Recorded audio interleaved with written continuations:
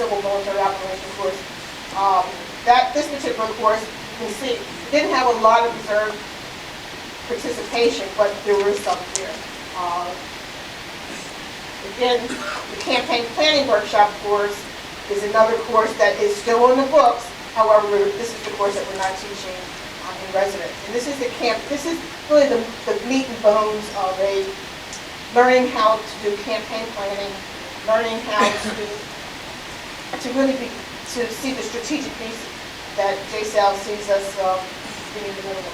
And you can see the numbers are still relatively small as far as the reserve participation. And I say that because when you see the smaller numbers, you know, in terms of dollars and resources, that's what drives the train. So when my boss says to me, you know, the numbers are low, or he says, bring more activity, or have the reserve community or the Civil Affairs Association ask for more, you're my leverage. So, you know, I like to use you as a piece, and I am an AGR officer, so it affects me as well. JSAL has been conducting a lot of mobile education teams, and I use this next example as an example of what we're going to be teaching at the 351st, the week after next, the 14th through the 19th, I think it is.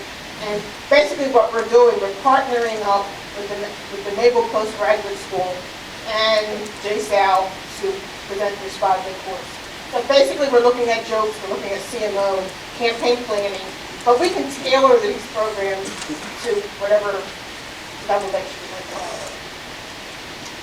The mobile education team for civil affairs only, as we have it right now, the only one that's coming up is the 351 mobile education team, and Mark 4 has asked for it. That's been confirmed. However, we've also been asked to put on some educational forums, seminars regarding PRT. That one hasn't been confirmed yet. So I asked, what can the civil affairs community do? Well, I think you can do a lot by, you know, participating in the courses that we have, you know, particularly maybe the warfighter courses or the Big Bravo. Ask for mobile education teams to come out to your units. You can also do some research for us. There's a lot of people here who have been deployed, who have a lot of good experiences. Tell a story. And we publish a lot of articles, we publish a lot of books every year. So I ask you to consider maybe writing. And also consider maybe telling your story on a video and bringing it to us that we can use that as part of the courses. Or if you might want to be a guest speaker. You know, a lot of expertise here in this particular room based on previous deployments, and you know, a lot of people from Haiti and other places that, you know, show the continuum that we've developed in civil affairs. Develop partnerships. Right now, I think it's probably as easy to develop a course with 2 or 3 actors participating. So just like 351st is having the partnership with MPS, you know, we can have a partnership with JSAL, GMU, or something like that. So that's a consideration. And finally, what I asked you to do is, recently we had the last iteration of the campaign planning workshop at Hurlburt, and unfortunately we had a very long waiting list.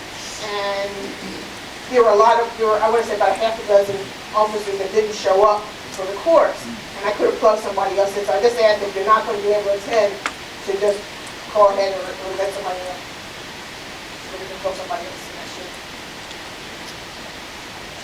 How can JSAL help you? Well, we can deliver the courses that you want. We can tailor them to your needs. We can structure them to your needs and to your requirements.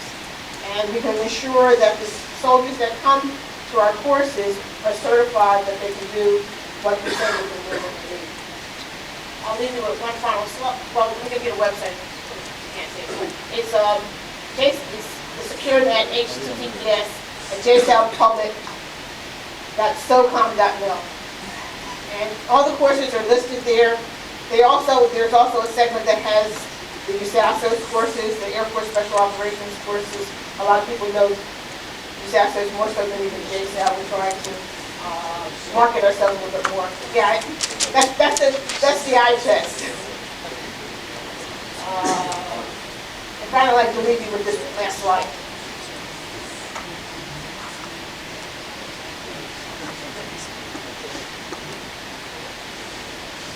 I'll look for your questions at the very end. Thank you. I appreciate that.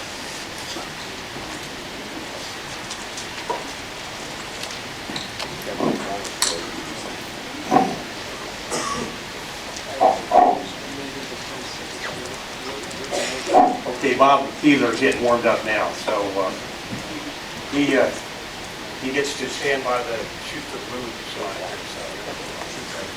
Well, I get to shoot by the moon slide here because in chatting with General Stoltz just before he spoke, he asked me if I could cover half a dozen topics that he knew he wouldn't have time to cover, so I obviously couldn't prepare some slides. And I've been trying to react to some of the things that have been said during the conference. And I'll cover those very quickly, very briefly. And General Hashem said he could say some things because he was a two-star general. I'll say some things because I'm retired. And I may step on some toes and I may not, but that's the way life is. First of all, the issues that I thought I would cover quickly that are beyond the scope of CA but affect us very much. The Commission on the National Guard and Reserve. It's a commission that's existed. It will affect our life more than anything else we've seen in the last half century. They've been meeting for the last 3 years, 18 days of hearings, 100 witnesses, 500 interviews. They're about to report. The big thing that they were about to do, in my judgment, although some people differ on this, is they were about to merge you into the National Guard. Now, General Stoltz knows about that. He's been very active behind the scenes. Other groups have been very active behind the scenes. There have been a lot of politicking going on. But I'm telling you, they were close. As I counted noses and I counted heads bobbing at their hearings, out of 13 members, 3 appointed by the SecDef, 5 from the House, 5 from the Senate, I think they probably had close to 6 votes. 7's a majority.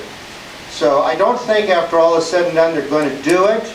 The report will be concluded in mid-December, sent to the printer, given to Congress by January 31st.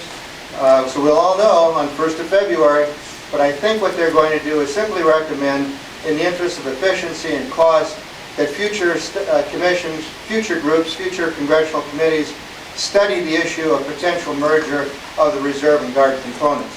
But I think it was pretty close to just coming flat out and recommending it. It's not in the bag yet. Another issue that commission has recommended affects something that affects your policy life and representatives. That's the Reserve Forces Policy Board. Right now it's 24 members. Each reserve component, there's 7 of them, effectively, get 2 representatives, including the Army Reserve. The Commission, in its March 1st interim report, suggested effectively that the RFPB have all its reserve component representation eliminated, that the new membership on it look more like the Defense Science Board or the Defense Policy Board, all civilians, although they said they should have some knowledge about the reserve components and national security. So you'd have lost your reserve component representation on that. I might say that the CNGR has made a lot of good recommendations, including in their interim recommendations. The SecDef accepted 20 of their 23, and Congress has put in about half of those into the NDAA-08, the Defense Authorization Act, that the House and Senate have passed, and which is pending in conference right now. So when they make a recommendation, it's a high probability it's going to get serious attention. Some of the things that are in that act, the NDAA-08, that address some of the issues that some of the people have raised in questions. The Senate added an early retirement, I'll call it, for the reserve. Right now it's age 60. Under the Chambliss Amendment, Senator Chambliss from Georgia, for every 90 days that the soldiers served in a contingency, they'd have 90 days taken away from 60 years. Serve 90, get 90 away. Down to age 50. Now, what I understand is it's being seriously considered at the conference, but money is driving the conference, and it's likely that as a result of that, it will be dropped in the conference. Now, again, I'm speculating a little bit, but I know the pressures that are on the conferees. They're looking everywhere to cut money, and so I really don't expect that one to go all the way. But you're out there, you can go home tonight, call your senators and congressmen, and get your voice known. Call everybody you know and have to get your voice known on this. It helps. IDT, somebody mentioned the cost of travel to drill. There is a provision in there that would provide for those who live beyond 100 miles from their duty station for IDT, that they will be paid up to $300